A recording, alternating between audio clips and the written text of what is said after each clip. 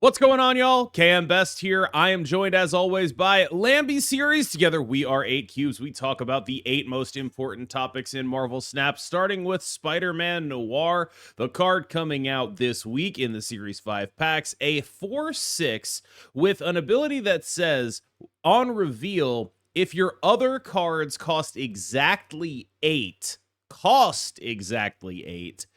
take the top card off the top of your deck, put it on the board, and give it 8 power. This is a card that, in another world, I could have envisioned being a pretty relevant thing in the metagame. It seems pretty hard to activate, but once you start thinking about things like Mysterio and Mr. Sinister and Merlin as ways of modifying costs, this guy feels like you can make him work in a reasonable way. There are 2 problems that I see for this guy. The first is that something that's worth doing? And the second is, this is the kind of deck that is a mid-range on mid-range killer, where it's like, okay, we're both playing Merlin decks, but I have this big guy instead, right? The third problem, which I probably should have said there are 3 problems, is Shadow King exists. And it's like, oh, I pulled this card off the top of my deck and gave it 8 power, and then I got Shadow Kinged, and now I feel really stupid about doing any of that. Those are the 3 structural problems that I think stand in the way of Spider-Man Noir. I mean, can I just add like the 4th and maybe even the 5th problem?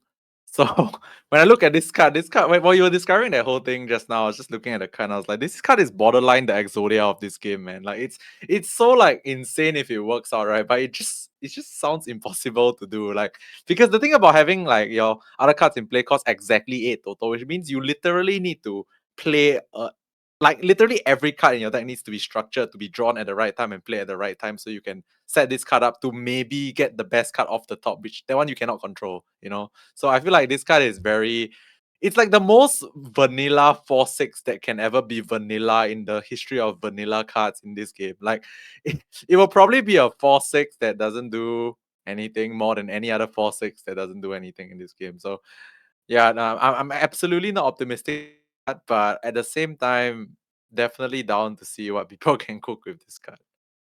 Yeah, it's a weird card where I think that I can envision a package, right? Okay, Okay. you definitely want Mr. Sinister because 1 Mr. Sinister 3, 4. that's 8, right? Great.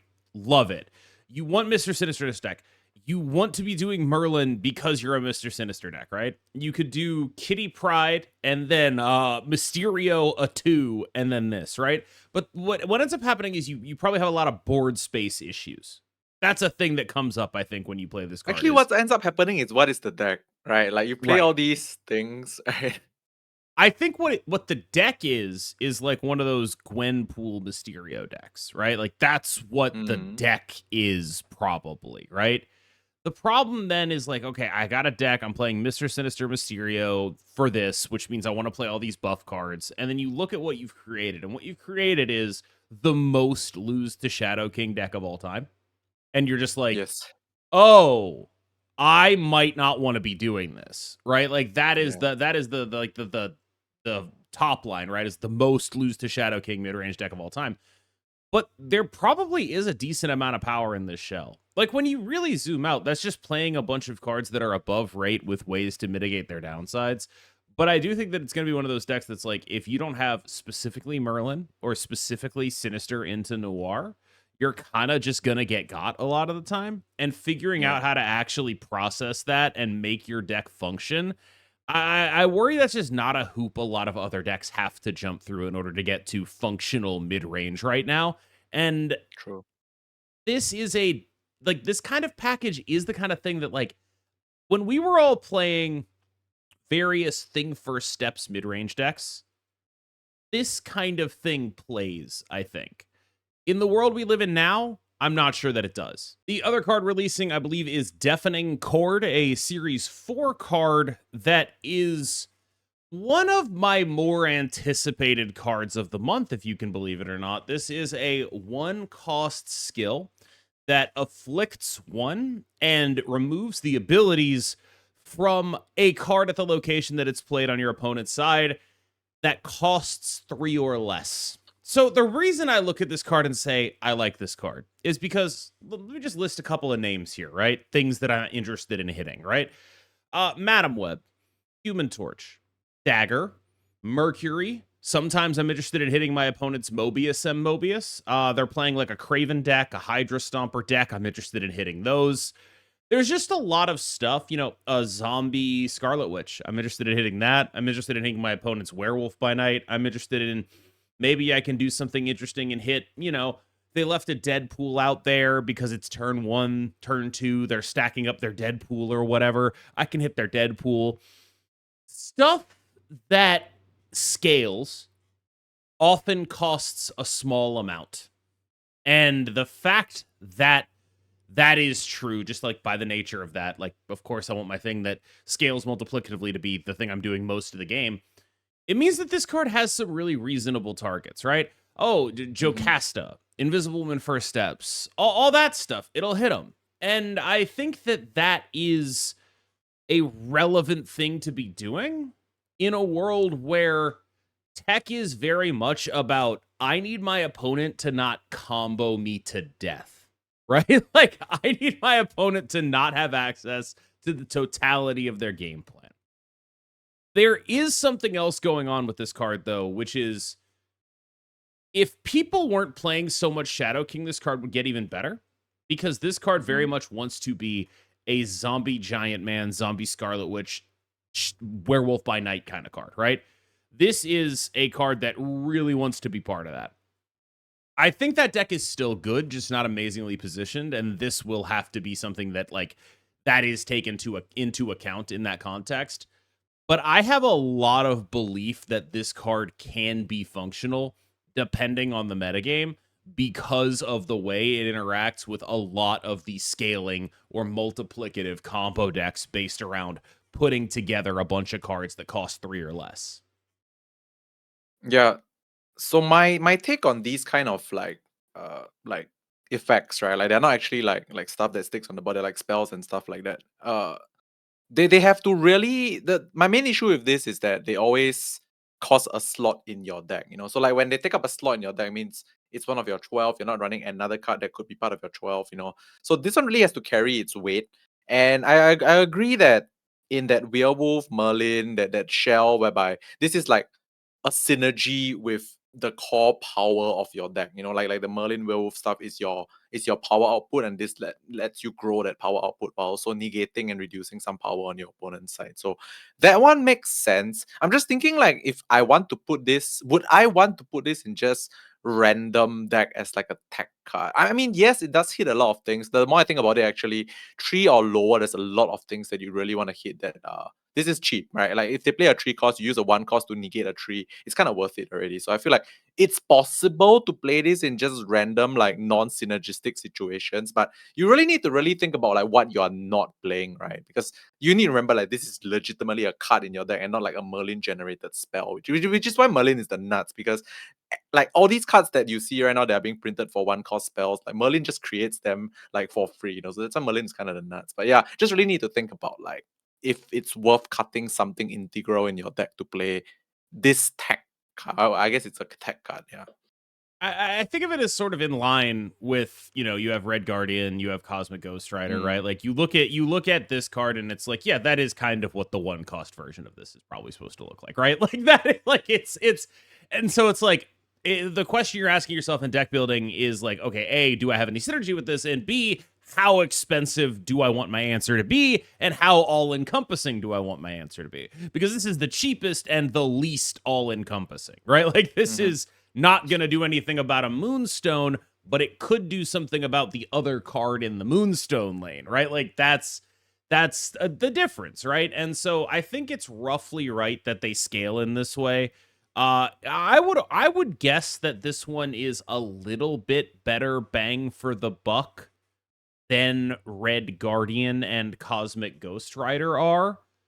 But I don't necessarily think that means much depending on what you actually have to answer. Everything is not always about efficiency, I do think the efficiency on this card is pretty solid, though. Yeah. Yeah, I mean, I just want to say also that like, I feel like the thing about this card is that the fact that The effect is actually quite impactful if it hits the right targets, and the fact that it actually costs one, you can probably fit it in on your final turn very easily to just like sneak in like the win with this card to win the game. So I think that's something that you can really do. I'm saying this from like a non-synergistic perspective because obviously if it has synergy, you don't really need to think so much about like when you cast this card. But I think because this card actually is quite easy to sneak in and steal a game, potentially something you can just like slot into your deck to try, even though there's like very little synergy with your deck. I think it's good that there's a one-cost version of those effects now. That's basically where I'm at. Yeah, I that's do think true. that the synergy decks, it's going to be really free to play this card. This is going to be super 100% free in free. your Zombie Scarlet Witch Werewolf by Night deck, the freest card you've ever played. Ezekiel Sims is a weird case of a card being released at the exact wrong time for like 75 different reasons. Now, I don't like to toot my own horn, but I basically made a video that was like, here's why Ezekiel Sims is going to suck. It was the last episode of this podcast we did, right? Like, it was like, here's why Ezekiel Sims is going to suck. Laid out all the reasons why the metagame is the way it is. And yeah, like that's what happens, right? And that is exactly what happened to the card. He came out and all of those things were true. He is a card that is predicated on being like an Angela type card that is carried by tech in a world where tech doesn't have the ability to carry Angela type cards anymore. He is a green power card in the Shadow King world. He is fundamentally not part of a powerful enough engine to be an important piece of his own engine. Like that, all of that is true, right? All of that is to say, Ezekiel Sims is just not a card that is contributing to winning Marvel Snap in a meaningful way right now. So I almost want to frame this around what could they do to make him contribute to winning Marvel Snap.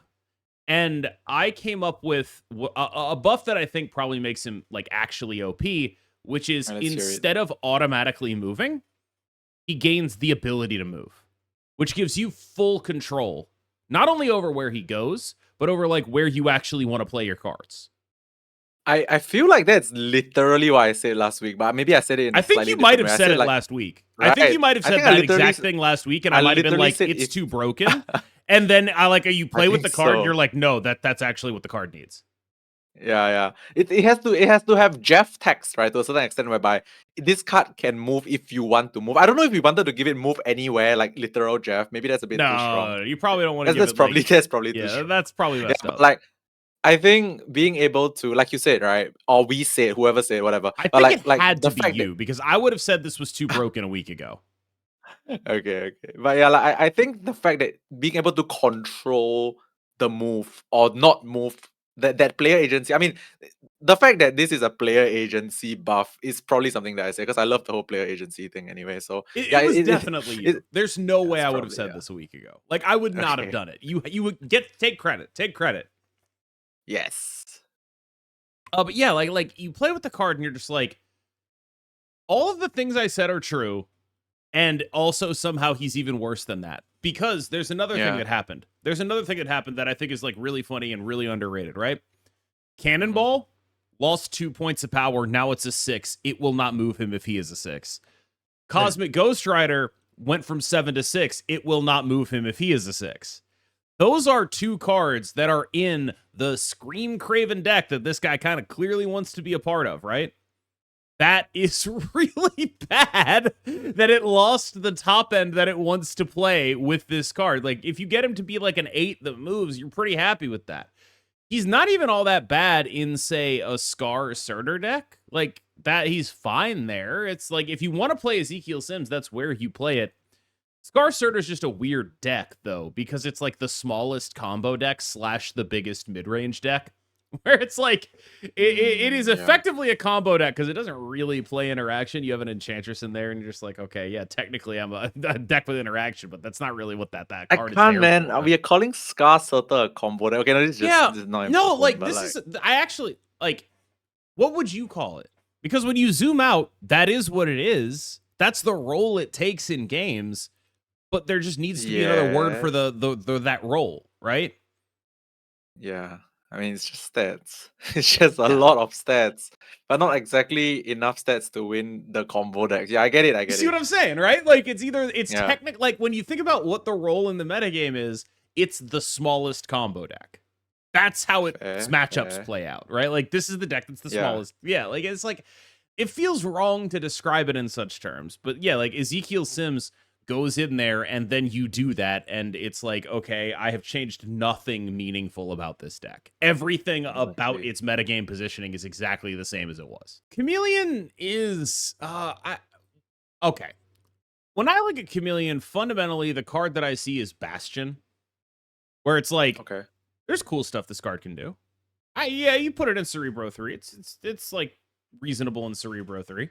I'm not fully sold on it, but I could be wrong, and like maybe it's just like clearly supposed to be in the deck, and that's fine. But whenever you try to do it with other stuff, you're just like, why am I bothering with this? Like, Mhm. they finally did it. They finally made a card that copies text and isn't good. I can't believe they accomplished this, but they have, for the first time ever, accomplished the feat of making a copy card that I'm just like, this just isn't very good. Yeah, I mean, it's quite interesting because I feel like I thought it would land better than this. By the way, like I mean, I do know the obvious synergy with Cerebro, but like I thought there would be like more things. I mean, I thought. Then now I'm thinking about it again, and I realized that actually there's not a lot of things that you really want to just pair with this that works that well compared to like just Cerebro, right? Like there's not many things that you want to invest the time into doing this. Honestly, this card, I guess if you increase the stats of this card, then it's no longer a Cerebro card. But like maybe this card needs a bit of stats, right? But it needs a bit of stats, and then it's no longer a Cerebro card. So when you give this card stats, you definitely have to make sure it does something else because it cannot be a Cerebro card anymore. So yeah, it's in a bit of a weird spot for sure. I think it wants to be a cheaper card, but if you make it a cheaper Mm, card, you're running a lot of risk by allowing people to do that kind of stuff, right? Because as is, there are several restrictions on it. One, the other card you play, that's where your other energy is going. In a default situation, it's copying another 3. So the cheaper it is, the bigger the thing it can copy. It also has to be at the same location than it, which means you want to be able to copy something that is affecting the wider board, because otherwise you're just all in one location.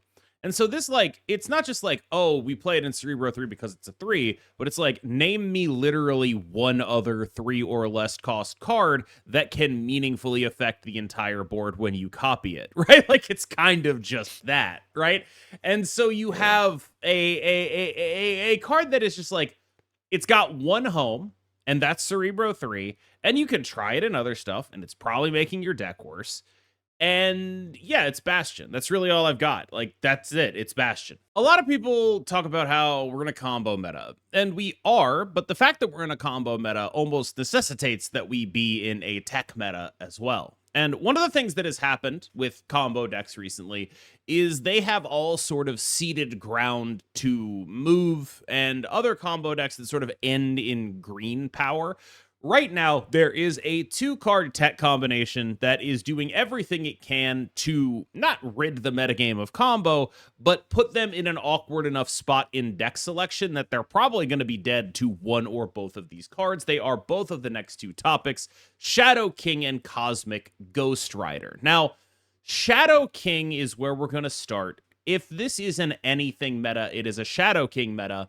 But that's not indicative so much of Shadow King is messed up. It's indicative of there's a lot of ridiculous green power stuff that without Shadow King around, a lot of decks simply cannot compete with. It is reasonable to look at that argument and say, isn't that what you said about Shang-Chi? But I do think the numbers now are pretty significantly higher Ah, than we yes. were dealing with previously.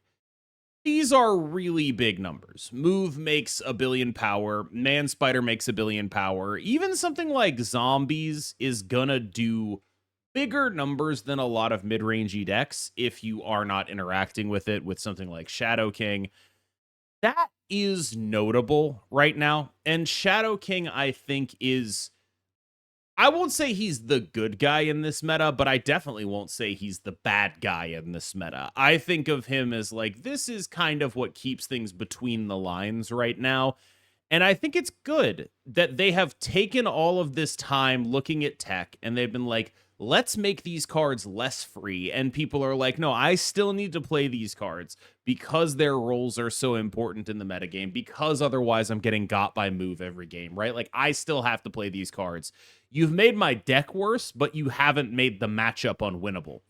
And I think that's a good lesson to learn because they can do this. They can make tech worse, and we will continue to play it.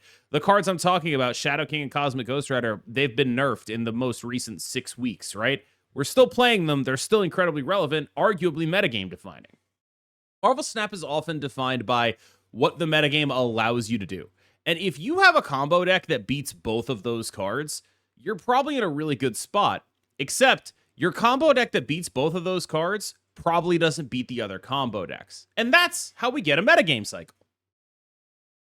Yeah, the last point was super important, by the way. The whole thing about like if you're it's like Silky Smooth was immune to Shang-Chi, so that's why it was like the premium mid-range deck. This one is like if you have a combo deck that is immune to Shadow King and Cosmic Ghost Rider, then you are sort of like the premier combo deck that is like safe from all these kind of things, which will lose to more risky combo decks, which may not be able to exist because of Shadow King, you know. So it's like it's this cycle thing, you know. It kind of just it will always be similar like this. We just replace Shadow King with the next tech card and replace the combo deck with another combo deck from the future or whatever. But yeah, okay. So I think the thing about Shadow King is so back to the Shang-Chi point, you're right in the sense that I feel like Shang-Chi, yes, in the past games that Shang-Chi could have won was like, if you just look way back, right? Shang-Chi in the Thanos meta, blowing up the devil dinosaur on their side of the board, that kind of thing. That was like game winning. For now, right? Shadow King is like the amount of stats that Shadow King like controls right now. It's kind of crazy because green power is really like out of control. Like there's so much green power in the game right now. Like without Shadow King, I feel like the game will just be like we always talk about this when it comes to those like additional modes and stuff, right? It's always about like who makes the biggest guy on the board first, like wombo combo 100 power, whatever nonsense, those extra modes or whatsoever. Like Shadow King is like the floodgate that stops that from happening in the standard mode, right? Like if there's no Shadow King right now, like the standard mode will just be about like making the biggest thing and who wants to do the most wombo combo thing, which I guess from a fun perspective, casual player perspective, that's kind of supposed to be the fun thing to do. But like I feel like without Shadow King, like we wouldn't have a like functioning meta game. You know, like I don't think there will be a meta game that actually feels proper. Cosmic Ghost Rider is sort of the hammer to Shadow King's nail, where it's like anything that Shadow King... Actually, it's a terrible analogy. What I'm trying to say is anything Shadow King doesn't solve, Cosmic Ghost Rider does. But that's not how hammers and nails work. That's the opposite of that. It's like the saw to Shadow King's hammer is what we'll go. It's just a different tool that does a different job, but it does that job very, very well. And you can do a lot of stuff if you have both of them, right? So an example of a deck that like Cosmic Ghost Rider obliterates that Shadow King doesn't would be like Invisible Woman First Steps, Jocasta, stuff like that. The ongoing decks with Moonstone. Those are decks that are like sort of explicitly, I'm going to dodge Shadow King by engaging with this sort of onboard combo that doesn't really happen. I throw priority very well. Shadow King doesn't actually have any targets. I do a bunch of stuff like that, right? And Cosmic Ghost Rider is there to say like, nice try, dude. You wanted your cards to have text? All right. Good luck with that, right? Like Shadow King is an answer to like the product of card text. A lot of Shadow King decks are like decks that function because of the text on their cards, but are not particularly vulnerable after the fact to something removing that power the way an ongoing is, right? Like look at the zombie deck, right? That stuff's already happening. Like you're not really going to stop it by getting rid of the text. You have to stop it by getting rid of the power. Shadow King deals with that. Cosmic Ghost Rider is there to deal with stuff where it's like the permanent effect of this card is going to do something bad to you. And yeah, between those two, you have a lot of answers to a lot of different situations, which is good, I guess. Like, these are not efficient cards. Tech is no longer efficient. It is something you play so you don't get run over. And I think that's the fundamental change we've gotten to. But I think people have taken it too far, and it's like, oh, we're in a combo metagame now. And it's like, kind of.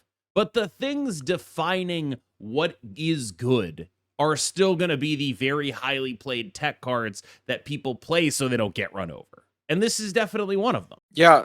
Okay, so I differ a little bit on that opinion. So I agree that Cosmic Ghost Rider is like it's not an efficient tech card for sure. It's 5 costs. It's like you literally invest a turn and hope that that investment in a understated 5 drop wins you the game, right? So I feel for sure Cosmic Ghost Rider is a little bit more of the inflexible card. But Shadow King is actually personally I feel it's a very flexible card, by the way. I think Shadow King is something that like the downside of just having this in your deck and it not doing anything, which spoiler alert, it will probably always do something in the current meta anyway. But like it really does nothing, right, in the current meta, and it's actually like cheap. So I do think that the card is way more flexible, obviously, than Cosmic Ghost Rider. So in terms of like cards that I think I mean then again we just said previously that Shadow King needs to be in the meta right now, if not it's just gonna be like all hell break loose, right? So I feel the thing about Shadow King is that like it's very flexible, it goes in every deck. How do we change this thing, right? Like how do we change the meta right now if like the meta is just all green power and Shadow King is just the de facto I must play this card, like I kind of have to play this card even in the decks that even in my own decks that have a lot of green power, I also need to play this card. So what's the solve? I'm not actually very sure because it's too much green power. Which brings us to the Nerf wish topic. I mean, I'll just say it. They should probably do something about move. I know they're not going to. I know they have a million good reasons not to do something about move. It's only really relevant at the top levels. But this is my Nerf wish topic, And my Nerf wish is that they do something about the card Human Torch. That's what I want them to do. Okay. I want them to do something about the card Human Torch. Maybe take a point of power off. I don't know. I want them to do something about that, right? And here's my pitch to make it more palatable to second dinner.